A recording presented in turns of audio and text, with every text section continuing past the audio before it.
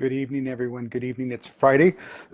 Excuse me. Sorry about that. Friday, April 5th, 2019. Yes, the first Friday of the month. Greetings. How are you? Welcome. Thanks for stopping by. Thanks for watching this episode of Let's Have a Chat. Friday edition. It is the Forbes Friday edition.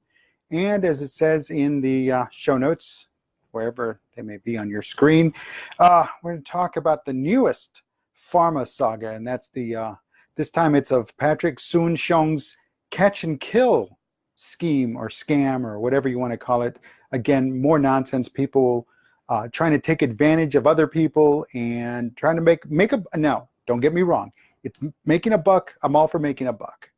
But when you do it on the backs of others, I draw the line. There has to be a reason. There has to be some sort of why you'd rather see people die than to treat them, all because you control a drug.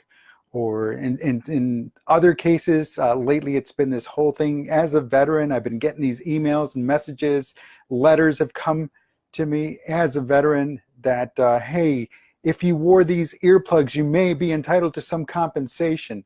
And who's sending them to me? Well, it's not the company that manufactured, it's not the company that lost the litigation, it's not that company. They're not reaching out to me saying, hey, there might be money for you. No, it's these lawyers and their highly specialized legal teams that are out there trying to make a buck.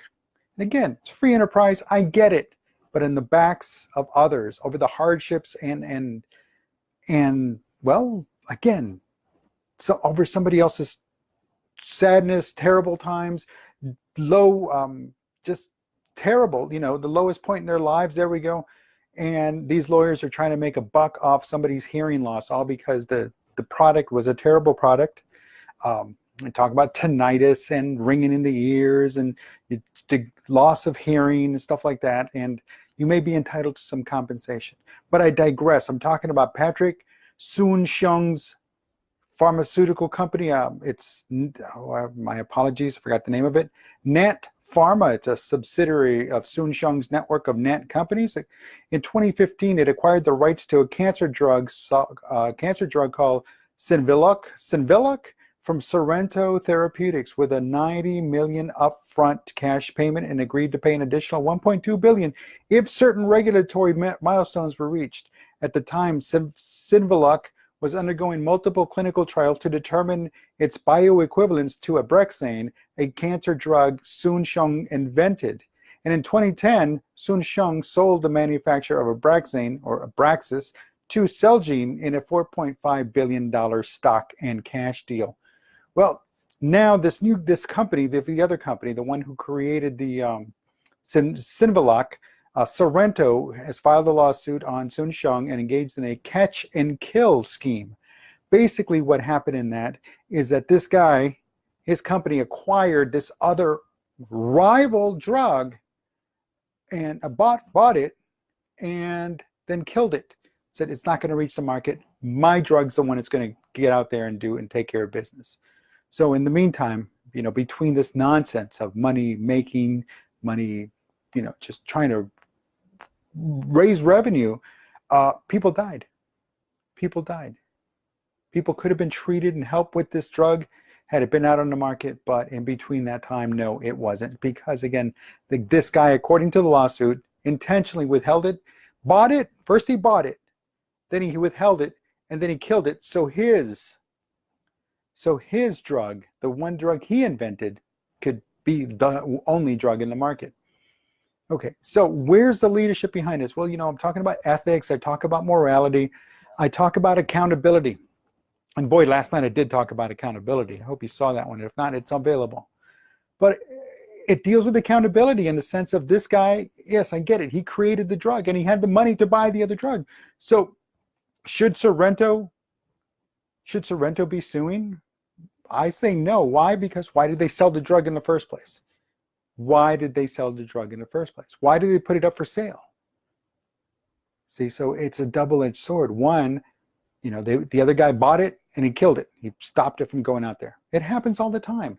It happens all the time. And in every industry, the book industry, the movie industry, the television industry, It happens. Music industry, it happens. People will buy out other people's contracts just so they never sell another book, never sing another song, never star in another movie, so that the other organization can get their people in, so that the other music company or the other band can get their people in. It happens all the time.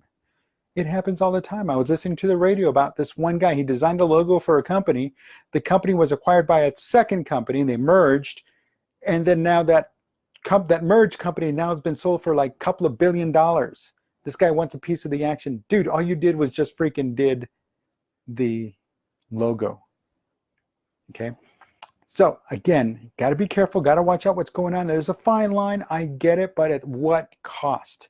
What's the cost here? What is the dollars and cents is one thing, the stakeholders is another thing, but at the end of the day, and I love at the end of the day, but when it's all said and done, there we go, who suffers the most? The patients suffer the most, the ones that would have benefited from the drug to getting out there in the first place. So what was to stop him from going ahead and releasing that drug, the one that he acquired, while his drug was still getting its approvals?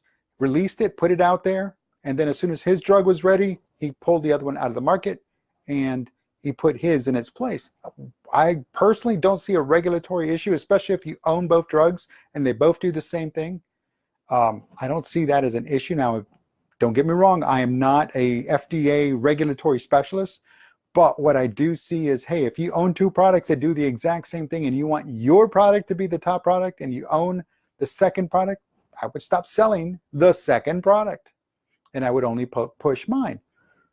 What's to say? There's no reason, there's no rhyme. You just do it. You stop selling it. You stop manufacturing it. You just stop.